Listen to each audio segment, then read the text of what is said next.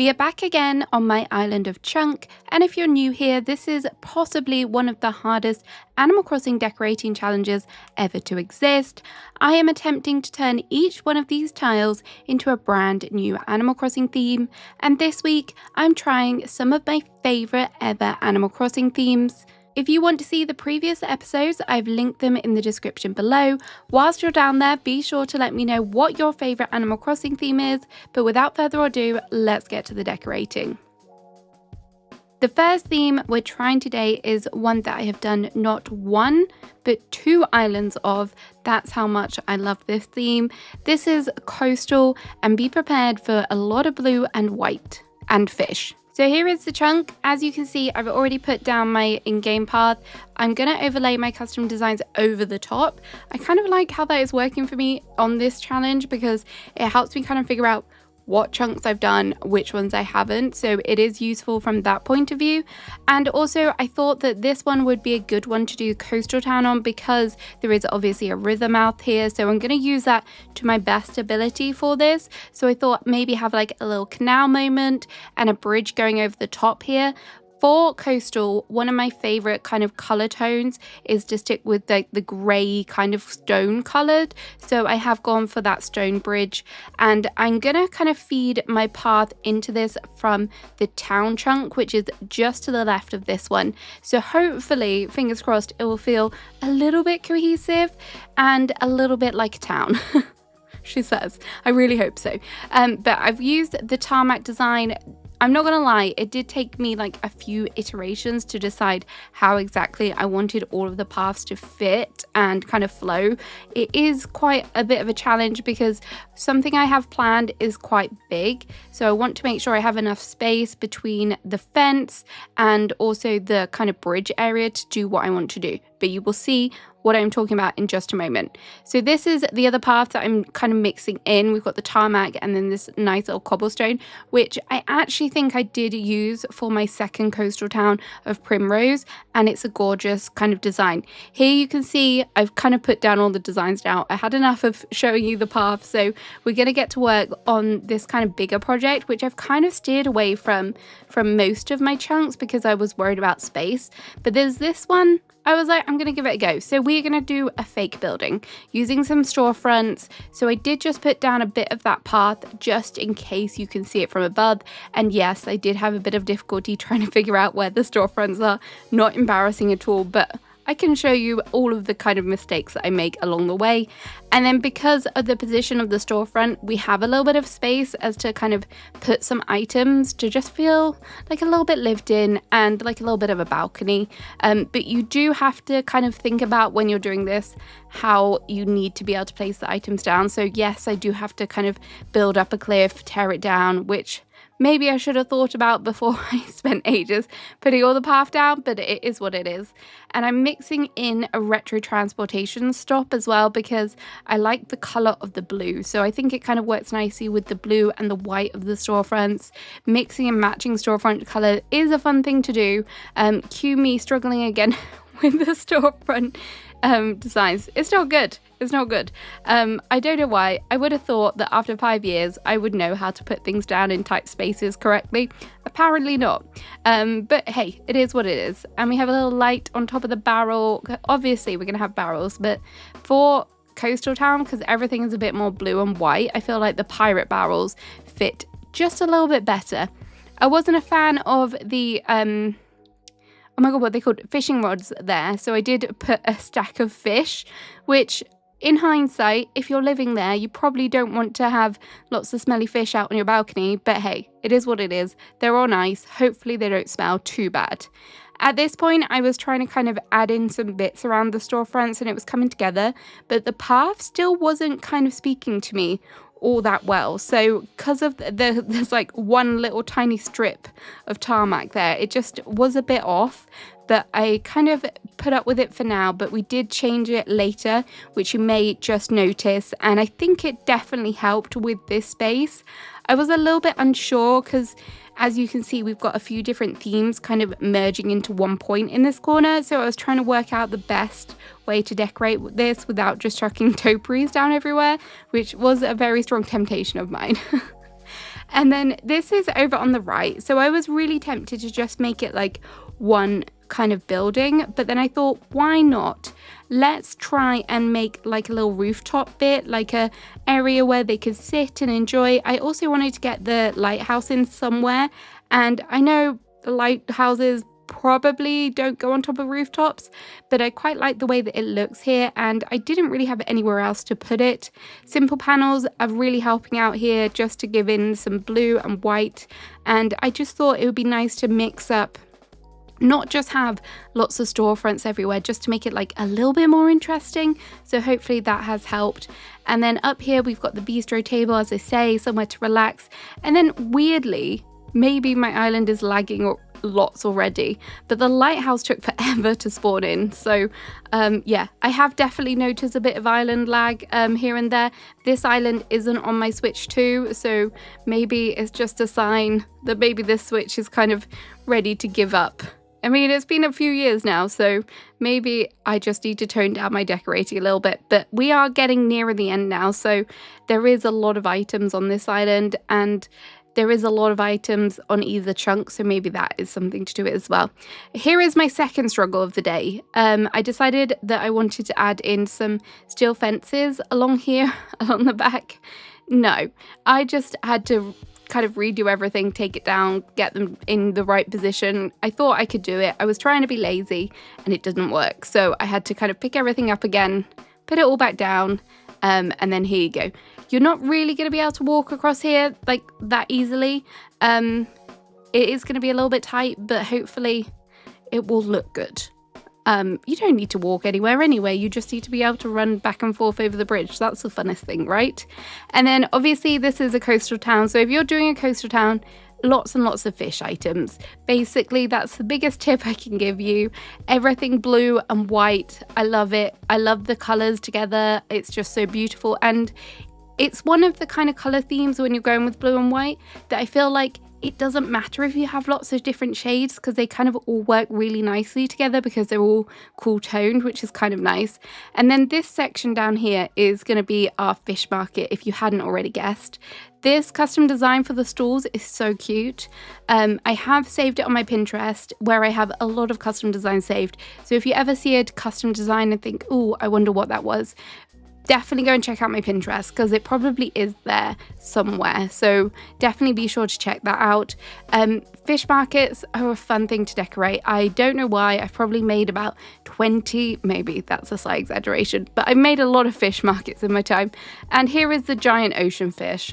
Obviously, it wouldn't be me without kind of showing it off, but I did just want to show how big this container is. It's insane. So that will not be going in the fish market, unfortunately, or fortunately. You wouldn't be able to get around it anywhere. Anyway, love decorating fish markets because there's so many unique things you can put in there. Like you can put down some of the fish in the containers, you can put down like the stacked fish, there's buckets, there's kind of like more kind of industrial metal things that all kind of go together. There's just so many good items that you can use in the game to make it really feel like a proper bustling fish market. Yes, I showed off my soft shell turtle as well, just for you. So I hope you're grateful for that. That seafood sign is probably one that I've used before, but it is an absolute classic that works really well. And yeah, I did add some scattered papers as well, because the default scattered paper actually has some fish on it. It reminds me of that book, the Rainbow Fish book, which actually we talked about on stream recently. That was a good book. The scales were so pretty. Okay, so we're onto this right hand side now. We just have this little section to do, which I thought might be nice to do like a little yacht area, like boat repair area, just another nod to like coastal section. So we've got some tools, like the boat is being worked on here, and I thought I was going to want like a whole fence running alongside, but no, I thought I'm going to have to use that space as best as I can. So again, just going in with the tool related items, toolboxes, barrels and stuff. You see that villager over there? I think her name's Rizzo. She is now my arch nemesis, because I wanted to do like a fishing spot over here as well, and it was so difficult to get her to move. She was fishing, then she was sunbathing, then she was just stood there staring into the water. So irritating. Look at her. Look at her. I really, honestly, I thought when she was going to get up, I thought she was going to be gone. But yeah, very frustrating. So I ran around, the chunk and added in more clutter, which is definitely not like me. But hey, when you have a villager that's refusing to move, you gotta do what you gotta do. So I dropped some more fish bait down. Was she ready to go? No, absolutely not. So I thought also adding in the fish waders might be nice to add at the back. She doesn't care. If you read that dialogue, she just does not care. But eventually she did go, and I was able to add down a fish drying rack just to finish off the area, and just had to kind of move things around a little bit. So we're almost done. Here is a recap of what it looks like.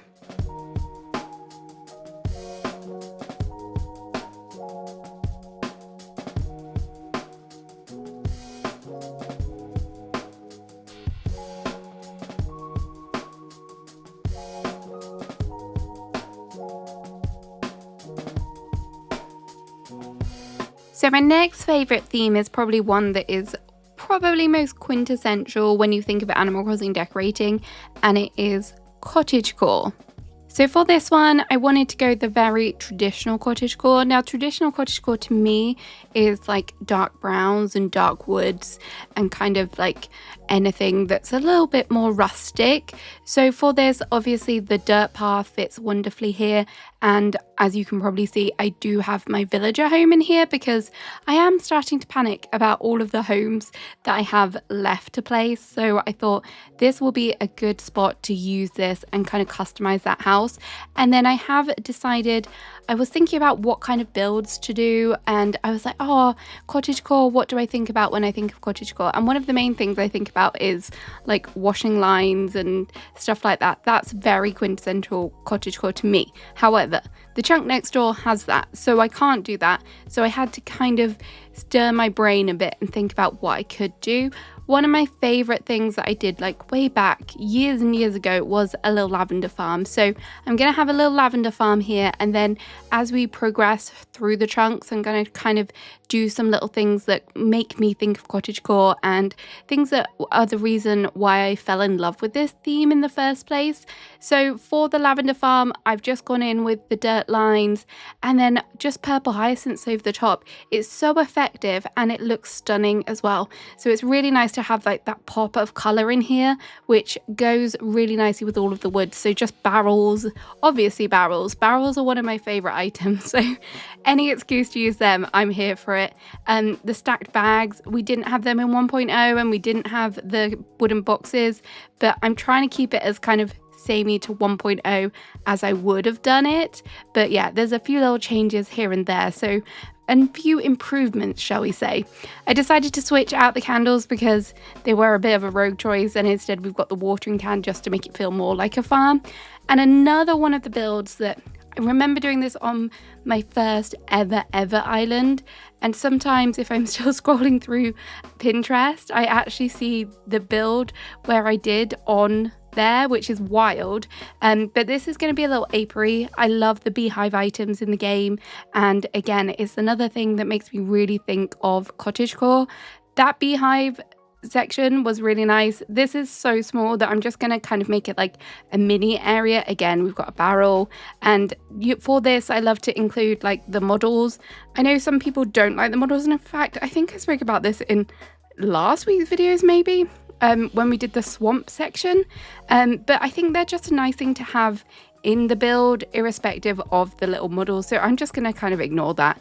And I just think having them there just really does help finish it off, and also the wasp nest is really nice. I have also put that pot up there, which to me, whenever I look at it, I just think honey. And my mind immediately goes to Winnie the Pooh, everything honey related. So it is perfect for this. And I feel like these are the items that I would have used for like a 1.0 style apiary. So it's nice to be able to have it in here. I feel like when I did the 1.0 style bee farm, it was more, it had like yellow flowers and stuff, but I'm not wanting to bring yellow into this chunk, so I'm going to try and keep the flowers quite neutral because I'm not sure how I feel about yellow and purple together.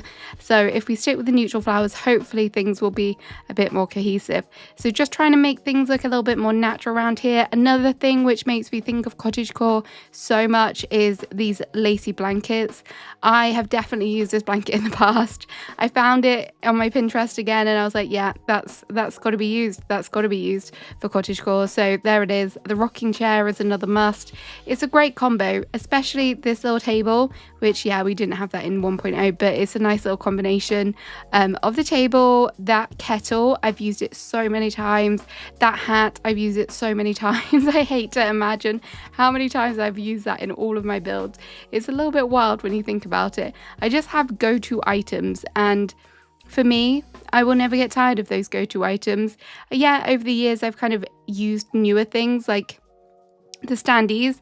Who would have ever thought that I would have liked using standees? But hey, it is what it is. And then I thought maybe just a little pond just to fill out the area a bit. Is this a bit of a cop-out?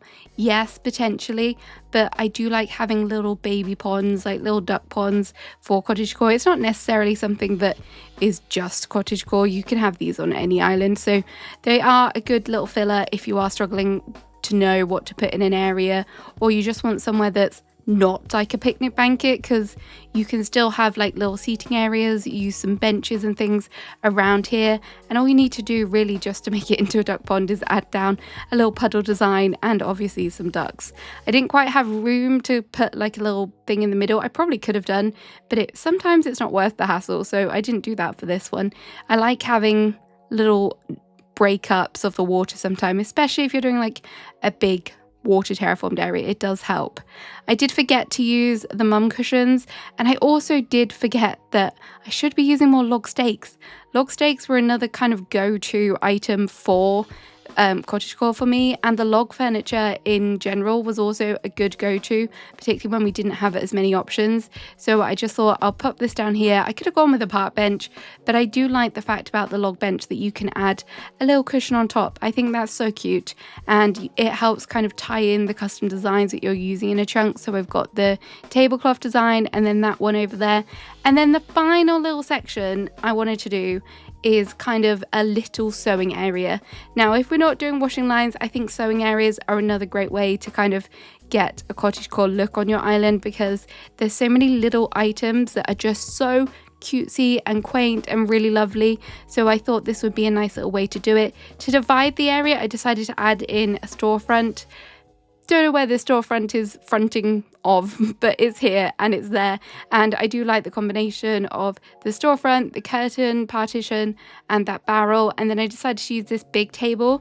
In the past I've used the square one a lot more, but it is what it is. So here are the sewing items. That sewing machine, the kind of antique looking one, is so gorgeous, and the sewing kit, like project thing. There's also the sturdy sewing case. I think, what's it called? The sturdy sewing box, maybe. That's a great item as well. So beautiful. I think maybe, I feel like I did a video going over everything, all of the cottagecore items in Animal Crossing, which may well change now that we have 3.0, but who knows how many items we're going to get at the moment. Hopefully it's quite a lot. Here is that sturdy sewing box. It's just gorgeous. It's such a nice item, and the variations of it are all really good as well. So yeah, this is kind of nearly wrapping it up. I just need to add in some like foliage around the outside, and then we're almost done. I do feel like this area has a lot going on, but I wanted to get all of those nods into cottagecore, so it may be not my favorite, but it's very nostalgic for me. So here's how it turned out.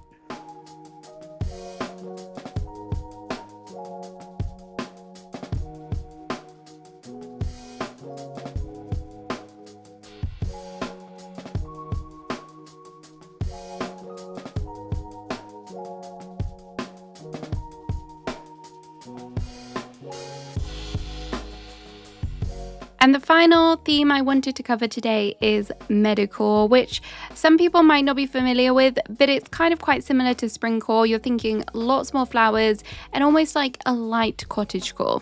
So for this one, I do have a villager home. I said I was worried about how many villager homes and things I have left. So I have swapped out, I think I swapped out Hippo, who was my starter in the tent. That's not a starter, but my first starter village. No, my God, stop saying starter. My first villager in the tent, and I had to take him, and he is not cute. So we swapped him out. We have Callie now, who, in my opinion, just epitomizes Meadowcore. Like, her house is perfection, it's green, it's gorgeous.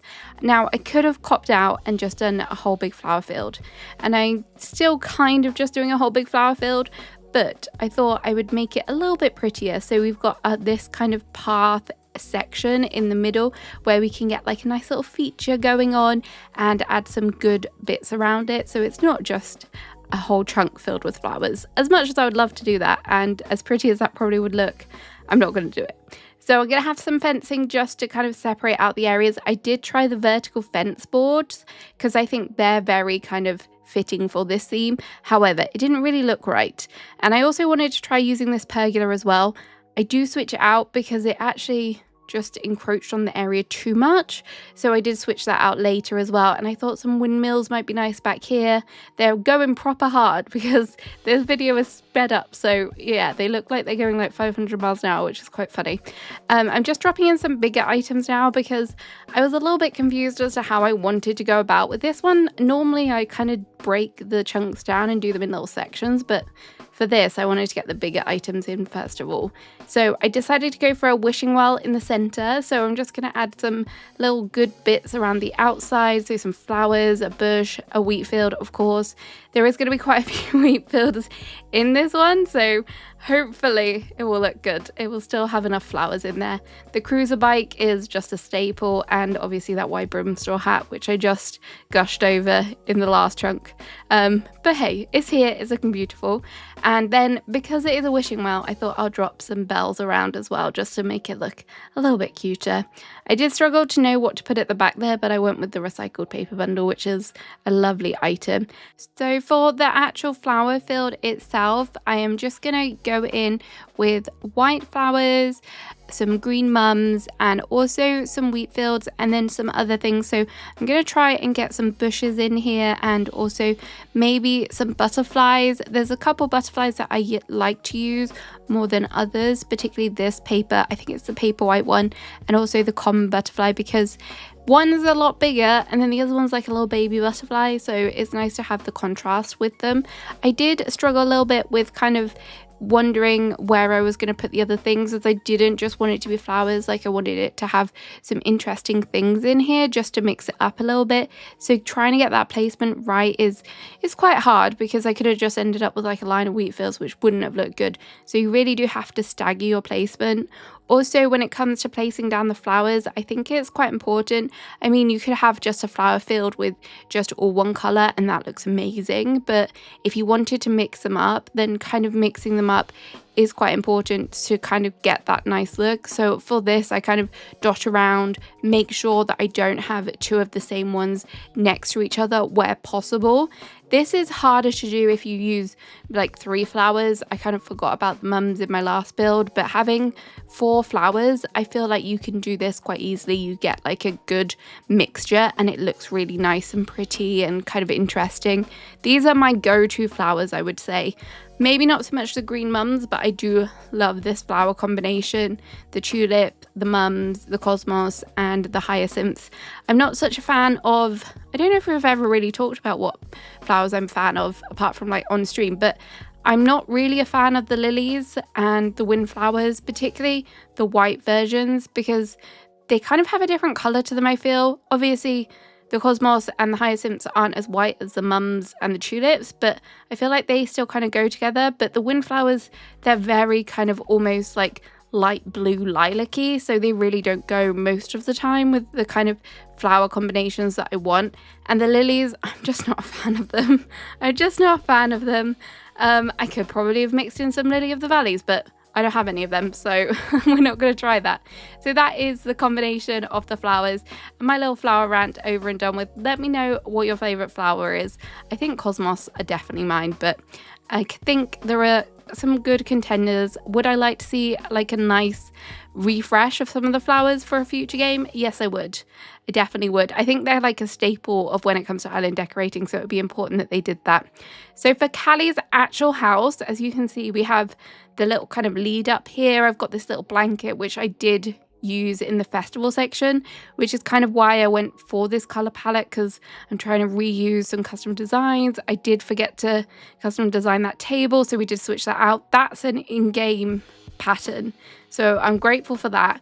It's kind of allowed me to mix up the patterns a bit, but not too much. There's a lot of green going on here, so maybe I should have found a different pattern. But honestly, there's no point me doing that for just potentially one table. That's a bit redundant. And we don't have long left now, and I'm actually thinking maybe I can splash out with some custom designs.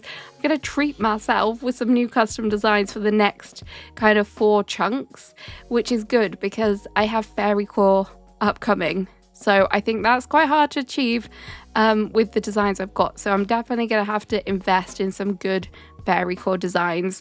April, if you're watching, please send me some of your favorites, because I was endlessly scrolling through fairy core paths and I struggle. That goes for anyone. If you have any good fairy core paths, please let me know, because I was really struggling to find one, which is why I've put off doing it until now, because I'm scared about that chunk. Anyway, right, this little section back here is just going to be kind of like a little storage area for like plants and tools, which I thought would just be quite nice. I thought about doing like a storage shed using the storefronts, but I think I've done that elsewhere. So I don't want this island to be just like, oh my god, she's just done the same thing in every single chunk. So I don't want it to be that, so I'm just going to use this little storage shed. In hindsight, I probably could have used that nice little mini greenhouse thing. That could have worked really nicely as well, but as I say, it's more kind of a tool shed section rather than like a greenhouse. So maybe that makes more sense to have the storage shed. I do wish that there were some better colours of this storage shed. I do prefer the singular one that kind of looks like a little bit like a beach hut, but I think this one kind of fills the space a bit better, so we're going to go for that one. And then I'm just really kind of trying to fill up this section. I don't really have anything to put there. I tried putting the Zen bench there. I do like that custom design, but again, that's one that I kind of downloaded on a whim because I was like, that's so pretty, but I don't actually know where I'm going to use it, so we'll have to maybe go back to the drawing board on that one. So we're just finishing it up here now, just adding in like the barrel and some other items. There's not really a lot more to add here. I wasn't sure what to do with this bit, so I just wanted some separation from the main flower field though. And yes, I did put some flowers in the wrong place. That's just very typical me. But yeah, hand cart and another little wooden box, why not? But here is the final look of the Meadowcore.